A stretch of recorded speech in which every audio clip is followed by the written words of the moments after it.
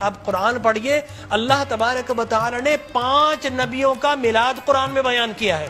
حضرت آدم علیہ الصلوۃ والتسلیم کے میلاد نامے قرآن کے 5 رکوع پر متفرق پہلا واقعہ ہی میلاد نامہ آدم ہے۔ فرشتوں کو جمع کیا، میں آدم کو پیدا کرنے والا ہوں، کیا کریں؟ سیلیبریشن کرو۔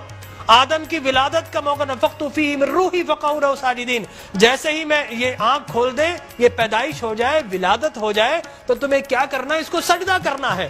اللہ تبارک و تعالیٰ فرماتا ہے کل مجمعون الا ابلیس، سارے فرشتوں نے سیلیبریٹ کیا، آدم کو سجدہ کیا سوائے ابلیس کے۔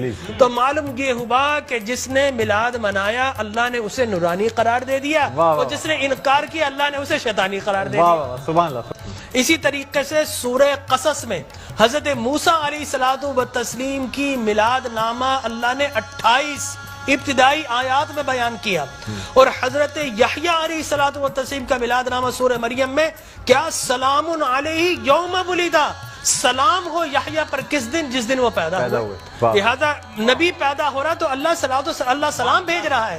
اور پھر حضرت عیسیٰ فرماتے والسلام علیک یوم ولدت ویوم اموت ویوم ابعث حیا، سلام ہو مجھ پر جس دن میں پیدا ہوا۔ سرکار نے فرمایا، اور پھر اللہ تبارک و تعالی نے ووالدین وما ولد کہہ کر حضور کے میلاد کو بیان کیا، اور حضرت مریم کی میلاد کو اللہ نے سورہ آل عمران میں بیان کیا۔ پھر سرکار نے فرمایا کہ میرے غلام الجمعۃ عید للمسلمین، لوگ کہتے ہیں 2 عیدیں، تیسری عید مل گئی۔ حضرت عمر بن خطاب سے پوچھا کہ یہ الیوم اکملت لکم دینکم، یہ آیت ہمارے نبی پر نازل ہوتی تو ہم 2 عیدیں مناتے، ہم تو بطور عید مناتے۔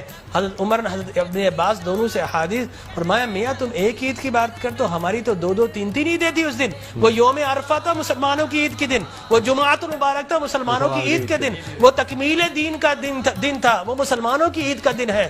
لہٰذا یہاں پر تو پہلی، دوسری، تیسری، چوتھی، 5ویں نہ جانے کتنی عیدیں۔ اور صحیح مسلم کی حدیث مبارک رسول اللہ نے 5 عیدیں بیان فرما دی، ایام تشریق، یوم نحر، اس کو سرکار نے عید قرار دیا۔ لہٰذا معلوم یہ ہوا کہ سرکار دو عالم، اور پھر میں عرض کر رہا تھا کہ آدم پیدا ہوئے، فرمایا الجمعۃ عید للمسلمین، جمعہ مسلمانوں کی عید کا دن۔ فرمایا رسول اللہ کیوں؟ فرمایا فیہ خلق آدم، اس لیے کہ اس دن تمہارے باپ آدم پیدا ہوئے۔ معلوم ہو آدم پیدا ہو تو عید کا دن، اور جس دن فخر بنی آدم پیدا ہو ہزاروں عیدوں کا عید۔ یہ عید بھی ہے اور یقینی طور پر جشن بھی ہے۔ دیکھیے حضرت عیسیٰ ابن مریم علیہ الصلوۃ والتسلیم پیدا ہوتے نا، اللہ تبارک و تعالی حضرت مریم کے پاس پینے کے لیے کچھ نہیں تھا۔ اللہ فرماتا وَحُزِّ إِلَيْكِ بِجِذْعِ النَّخْلَةِ تُسَاقِطْ عَلَيْكِ رُطَبًا جَنِيًّا، اے مریم گھبرا مت، اللہ کے میرا نبی آنے والا ہے، اس کی ولادت ہونے والی ہے، یہ سوکھا ہوا درخت ہے، اس کو ہاتھ تو لگا۔ حضرت مریم جیسے ہی ہاتھ لگاتی ہیں اللہ تبارک و تعالی میلاد عیسیٰ کی خوشی میں اس کو ہرا بھرا کر دیتا ہے، اور پانی جاری و ساری کر دیتا ہے۔ تو اللہ تبرک بھی دیتا ہے، اللہ تبارک و تعالی اسے سیلیبریٹ بھی کرتا ہے۔ تو یقینی طور پر میلاد النبی صلی اللہ علیہ وسلم کے اگر جواز کی آپ بات کریں گے صبح ہو جائے گی۔